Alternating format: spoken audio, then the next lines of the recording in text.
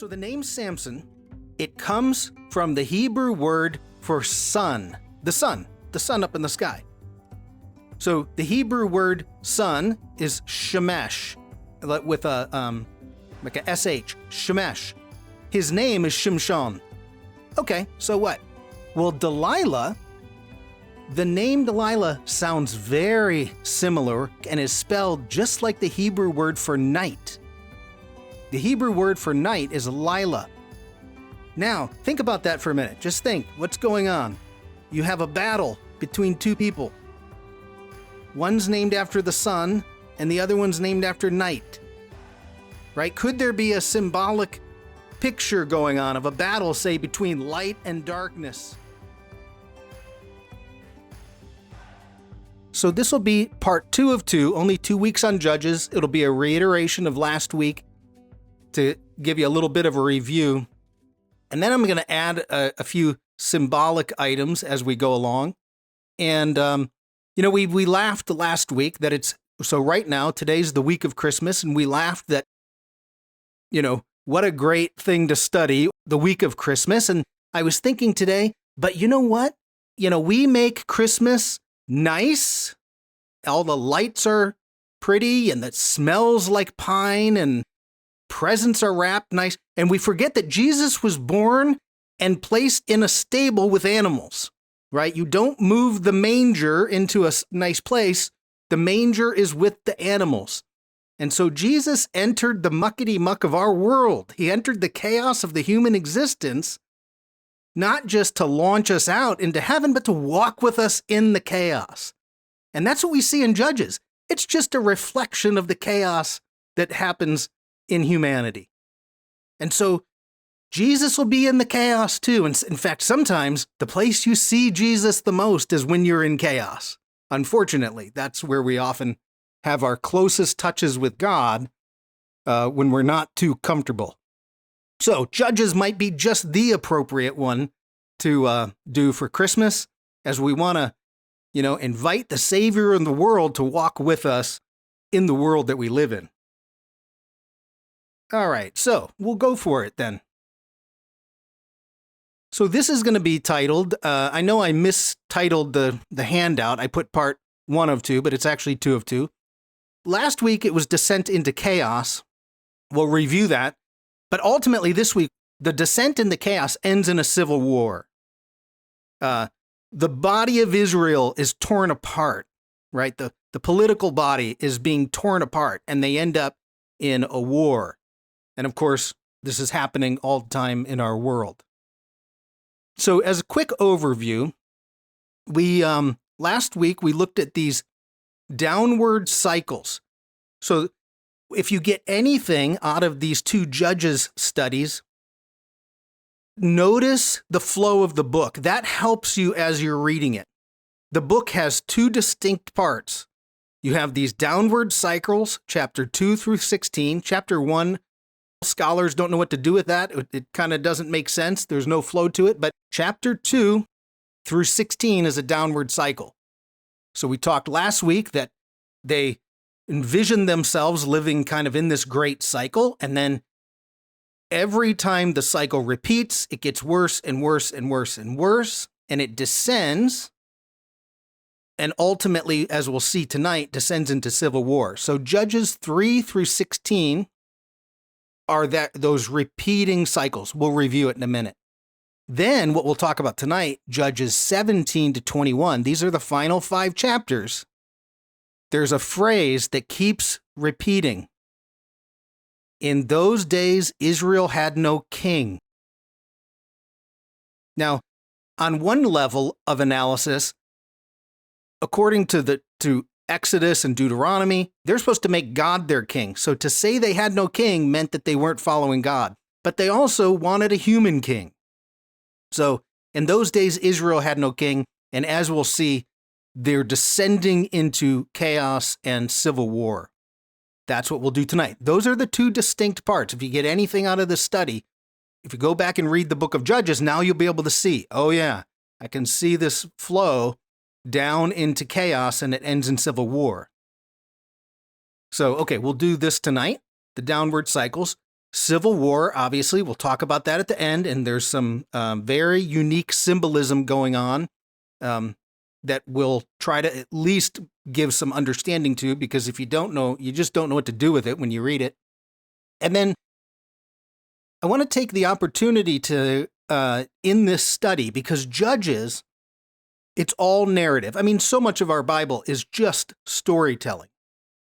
Genesis and Exodus and Joshua and Judges and the Gospels are storytelling. It's narrative, and the writers of the Gospel use techniques to carry the message along. Or I'm sorry, the writers of the narrative. Well, we're never trained in narrative. How do we read narrative? No one ever teaches us that. And so people struggle. They don't want to read Judges because it's too difficult and confusing. So I want to at least talk about, as the author is putting together the story, you're going to see techniques of narrative. Repeating 7 times. It says, Israel did evil in the eyes of the Lord. That's repetition.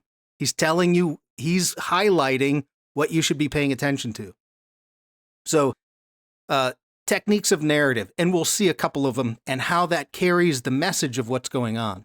And then finally, the last thing I'll do is one cultural, and when I say cultural, this time I mean the Mediterranean, ancient Near East culture, not just Israeli culture. Cultural and symbolic significance, that the ancient people communicated symbolically. They communicate in very layered style of communication. So if Jesus or an ancient Near Easterner is talking, then everyone's going to start searching what they're saying for the message. We don't do that. We speak very abstractly, low context. All of our messages are right on the top. Totally different, especially for ancient Near East. So we'll talk about one cultural piece that's very symbolic, and God willing, that'll help you with one detail of the story that's very difficult for people. Okay, that's where we're going to go tonight. That's the roadmap. So the downward cycle, we did this last week. Just to review, from Judges 2 through Judges 16, 7 times. Now we're 7 right there. You have the number 7 in the Bible. The author is up to something. 7 times he repeats. Oh, wait, I'm sorry. Scratch that. Reverse. 6 times this cycle is going. I'll show you the 7 times in a minute. Okay, so 6 times the cycle. We all want peace. Shalom. The Hebrew shalom. We want peace. That's what everybody's striving for. Peace in the land. And what happens is they have peace in the land, but over time, as generations go by, what happens? The younger generations forget what God did for them. They forget the struggle. And so they forget God, and as they forget God and they stop following him, the Bible says, and this one shows up 7 times, the Israelites did evil in the eyes of the Lord. That phrase repeated 7 times, that should clue us into something. It's one of the main messages of this book of Judges. So 7 times, evil in the eyes of the Lord. Well, when you do evil, what does God do? He sends an oppressor. So they have an enemy come in from the outside to oppress them because they're all disjointed. Eventually, it's so chaotic, they get to the bottom of their bottle or bottom of the barrel or bottom of whatever, and they cry out to God. God, save us. God says, okay. And he sends them what we call a deliverer or a savior, a leader. Now, the book of Judges calls them a judge, but it's really a leader. That leader then leads them back to God. And once they get back into God, now they experience peace in the land. Okay, so that's the main cycle. The problem is that cycle, the text tells us in chapter 2, every time it cycled around, they got worse. Their evil got worse and worse and worse. So there's a declining aspect to their cycle. So that's the main gist of almost the entire book of Judges. So if we go back to this picture here, we see that there are 6 of these cycles. The seventh, when we get to number 7, the very end, what do we find? It's utter chaos and civil war. So again, you're lining up the number 7, and 7 becomes, the worst. Now, that's the big cycle, and that's an important piece to notice. But I want to show you something based on a symbolic reading. This is, again, symbolic reading of one of the names in this cycle. So last week we noted, and it was on your handout, God raises up 6 different judges: Othniel, Ehud, Deborah, Gideon, Jephthah, and then Samson. Now, we all know Samson, right?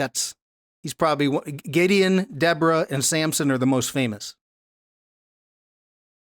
Samson's the last one, right? So why does Samson, now why is because it just happened that way, but Samson's the number 6 before it careens off into civil war. And I want to show you something unique about the name Samson, because we have to remember there's a symbolic component to these books, and names are very, biblical names always have a meaning, and you should look for the meaning, because that often will tell you something about what's happening. Like the name Jesus, that's our anglicized, in Hebrew, Yeshua, and it comes from the root verb yasha, which means to save. And then you put a little prefix Yah, which is God. God saves. So Jesus' name is God saves, or God will save. Well, that's his mission. So if you want to know what Jesus does, look at his name, and he has to live up to that name, God saves. Okay, so there's 2 names that show up in the Samson story. Samson, and who's his female counterpart? Delilah. And we all know that. But what do the names mean? Or could there be something symbolic? And of course, the answer is yes. Because after Samson, of course, we go into a civil war. But let's look now. This is number 2 on your handout, because it's the final cycle. So could there be something significant with the names? Samson and Delilah. So the name Samson, it comes from the Hebrew word for sun, the sun up in the sky. So the Hebrew word sun is shamesh, with a like a sh, shamesh. His name is Shimshon. We call him Samson, but shamesh. So the sun, shamesh, he's a little sun. Now I'm just going to put this up there for the video, because if people want to study more in depth, that's the Hebrew word for Samson. This is shamesh right there that I just highlighted. So his name is made from the word for sun. Okay, so what? Well, Delilah, interestingly enough, the name Delilah sounds very similar, or sounds like and is spelled just like the Hebrew word for night. The Hebrew word for night is lilah. So if you want to say good night, lilah tov. Tov is good. Here's, again, just putting it up for the video. Now, think about that for a minute. Just think, what's going on? You have a battle between 2 people. One's named after the sun, and the other one's named after night. Right? Could there be a symbolic picture going on of a battle, say, between light and darkness? Samson and Delilah. Because, now, we don't know. I mean, it's not like the writer, until we talk to the writer and say what was going on, or it's one of those things that you can play with, though, because if you know Hebrew, you know those 2 words sound like, oh, wait a minute, sunshine and nighttime? Like, there's some kind of, they're set against each other in some weird way. And would it make sense in the Bible there'd be a story about darkness and light? Would it make sense that you have the nighttime is trying to take away the power of the sun, right? To keep it dark all the time? Something like that. And Samson only gets his power back when he cries out to God. Even the sun gets its power from God. So there's a lot in there, but I just wanted to give you that little piece, because when you go back to this and you say, oh, Samson's at the very bottom, right after that. And if you see the symbolism of sunshine versus the night, it adds just another component to the story that, well, it may or may not be there, but boy, the words kind of point you in that direction. So that's what I mean by symbolic. One thing is that the rabbis, because they know their Hebrew and we're at a deficit, they just play with that all the time, right? That it's darkness and we don't see that at all. So to us, it kind of sounds like cheeky, but the reality is it's the way you play with the text to try to pull meaning out of it. So that was just a little detail about Samson that you might want to think about.